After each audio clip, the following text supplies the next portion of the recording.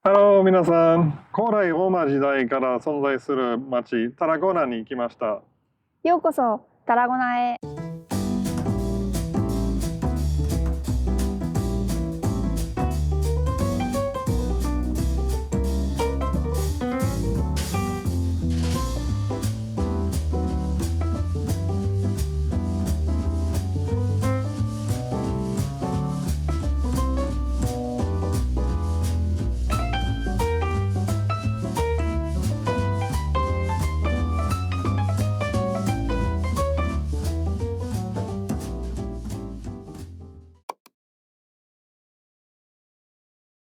今回はバルセロナから車で南西に約20分のタラゴナへやってきました。はい、突然ですが、これはどこの海でしょう？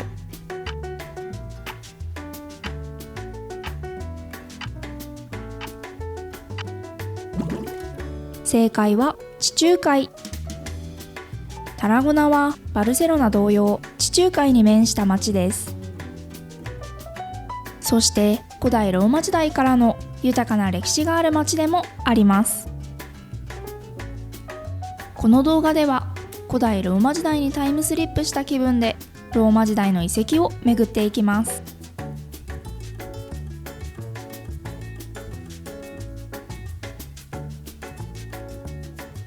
そして最初に訪れたのは円形闘技場。円形闘技場はイタリアのローマにあるコロッセオが特に有名ですよね。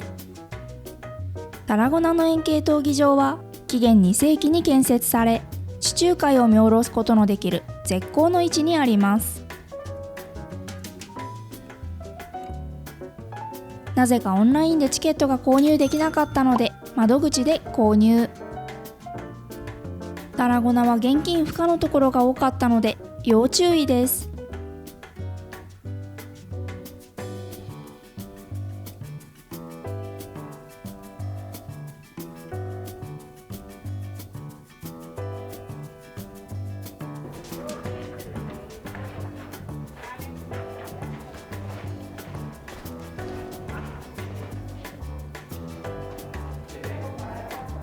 まずは墓場だった。ここがそうなの。で、その後にローマの、劇場、グラディエーターたちが戦ったりしてた。面白いね。ローマ時代の後、そこでまずこのバジリカ建てられて、またあともっと大きい教会も建てられた。これは、コンベント、お坊さんが住んでるところ、刑務所になりました。最後は刑務所になっちゃったの？教会じゃなくて。そうなんでかわかんないけど、一応刑務所になったらしい。この闘技場はマークが話していたように、もともとはグラディエーター同士の戦いやグラディエーターと野獣との戦いが行われる場所として使用されていました。収容人数は約1万5,000人にも及び、タラゴナやその周辺の地域から多くの観光客が集まったことが推測されます。円形闘技場はその他の考古学的遺跡とともにタラコの考古遺跡群としてユネスコの世界遺産にも登録されています。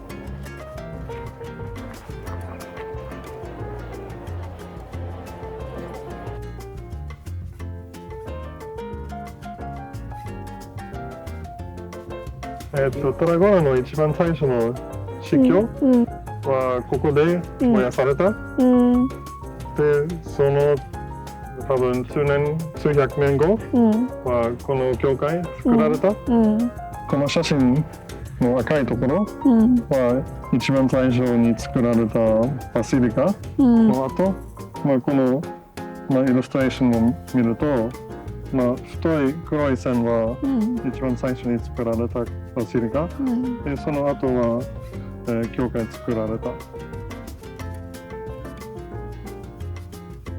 で最後は刑務所になっちゃう。まあその刑務所のつなぎはよくわかんないけど、昔ローマ時代キリスト教広がる前は結構キリスト教徒は殺したりされた、でその後は結局キリスト教広がった、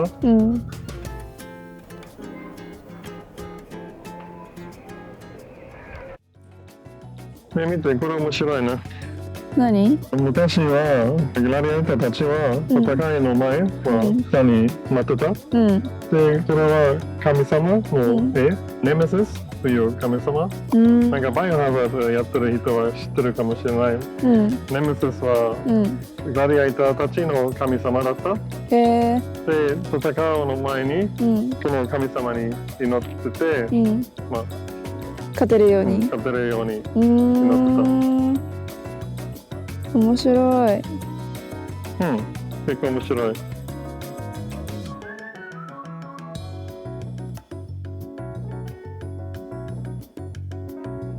今は晴れていますが、夕方から天気が崩れる予定なので、この日はランチ休憩なしです。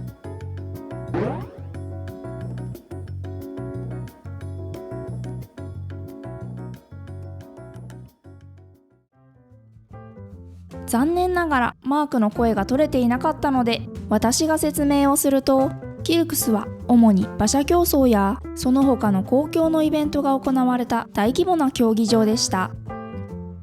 ここにある遺跡はその一部で、昔は街中までずっと競技場になっていました。このようなイメージですね。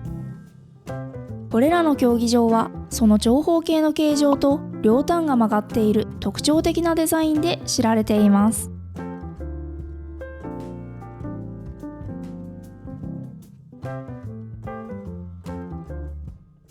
そしてしばらく歩くとこんな場所がありました。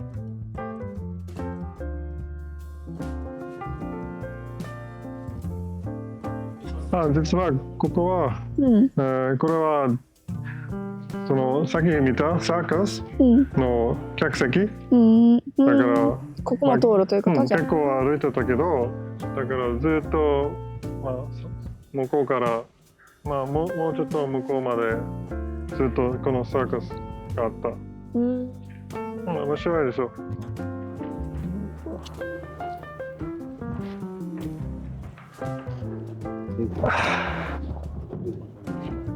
なんか想像するのも面白い。観客席の前にはキルクスでの競技を楽しんでいるかのような観客たちの壁画がありました。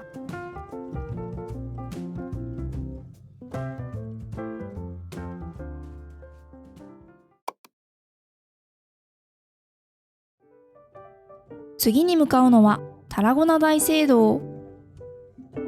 正式にはメトロポリタン大聖堂と呼ばれているそうです。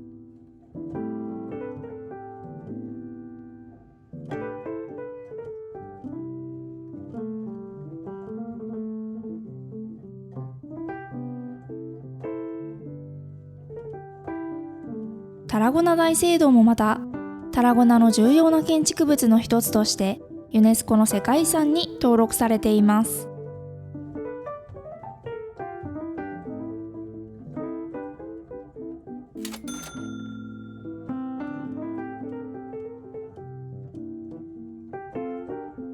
この場所にはかつてローマ神殿、西ゴート王国の大聖堂、そしてムーア人のモスクがありました。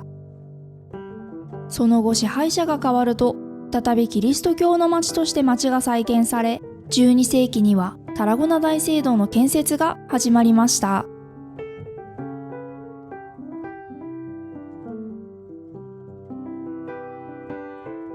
建築はロマネスク様式からゴシック様式への変遷を見せており、古代都市の過去を反映しています。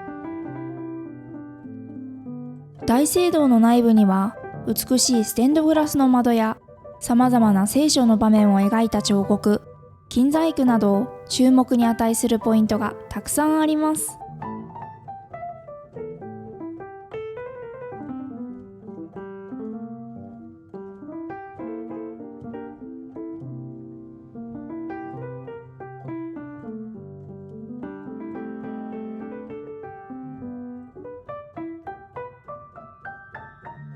これは悪魔を倒す聖ミカエルですかね。ミカエルの表情が少し満足げに見えて怖い気もしますね。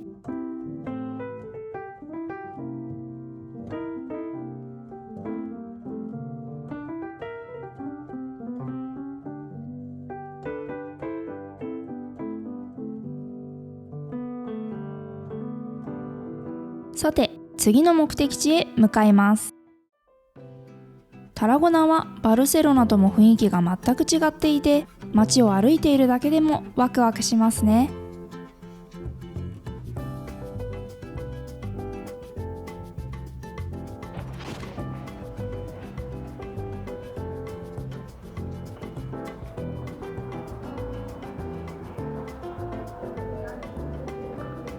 ここは昔のローマ時代の街の壁？全部壁だね。ああ、横にあるやつは。そうだね。うん。全部。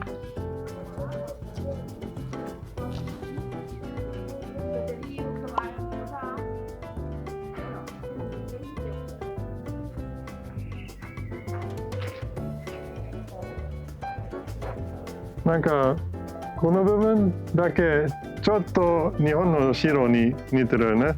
うん、確かに確かに。なんか斜めてる。お城の下の部分のところだね。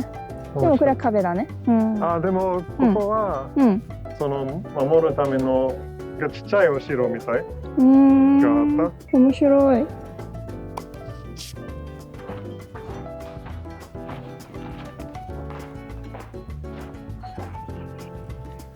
大砲があるね。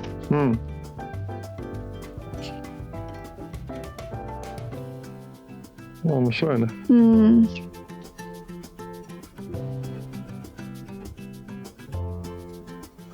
動かせない。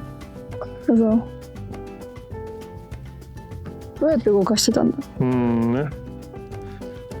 まあ一人は無理。まあ多分縄とつなげて、まあ馬で引っ張ってもらうかな。それもあった。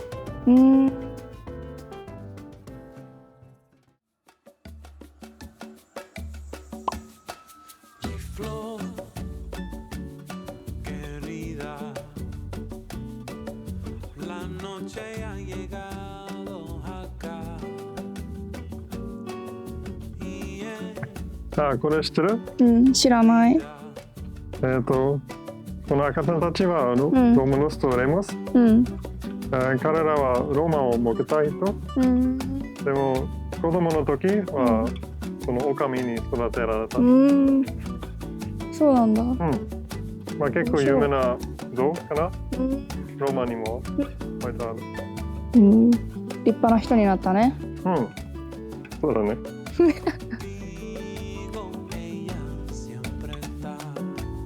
最後にもう一つ、ユネスコの世界遺産を見に行く前にタラゴナのアリーナを見に行きました。というのも、タラゴナは人間の塔を作って高さや形状を競う伝統行事が有名な町でもあります。これは朝に撮った人間の塔のモニュメントです。子供の頃に運動会でやったピラミッドとは比にならないくらいレベルが高いですよね。去年フランスのテレビでこのお祭りを知って見てみたいなと思っていたのですが、これは2年に一度だけ行われているそうなので実現にはまだ時間がかかりそうです。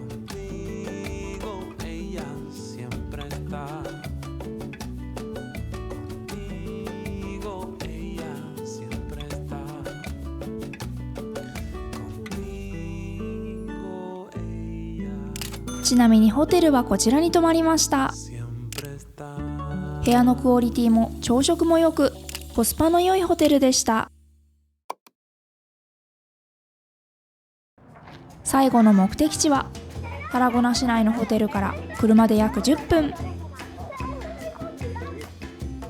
ちょっと見えてきたね。あれは何？あれはね、水道だよ。水道？こんなところに？昔のローマ時代の水道だ。おお、かっこいい。結構面白いと思う。あ、すごいね。あ水道というよりは橋って感じがするね。あ、まあね。実は上に登れるから、一応橋にもなってるかな。みんな登ってる？登ってると思う、そこ。本当に？上に人いた。登りたいの？登ってみましょうか。登らなくていいもいいんじゃない？いや。この水道橋には面白い伝説があります。どうやらこの水道橋の建設には〇〇が手助けをしていたというのです。それは一体何でしょう？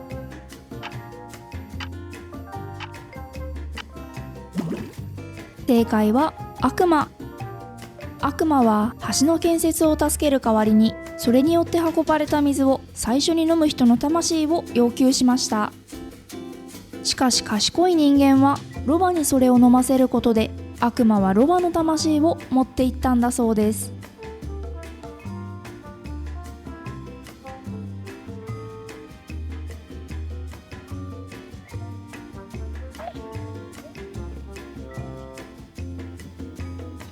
すげえな。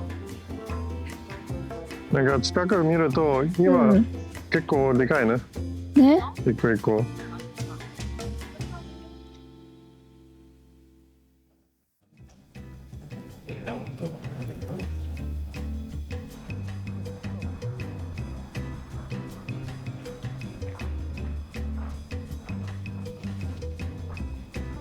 大丈夫？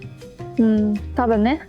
なんか意外とこの水道の塀の高さが結構高いから、腰よりも上までの位置にあるから、安心感がある。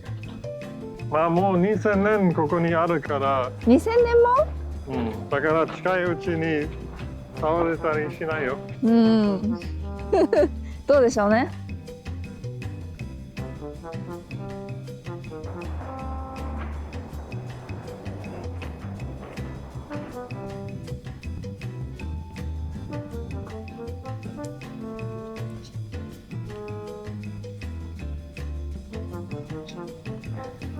はい、できました。終了。できましたね。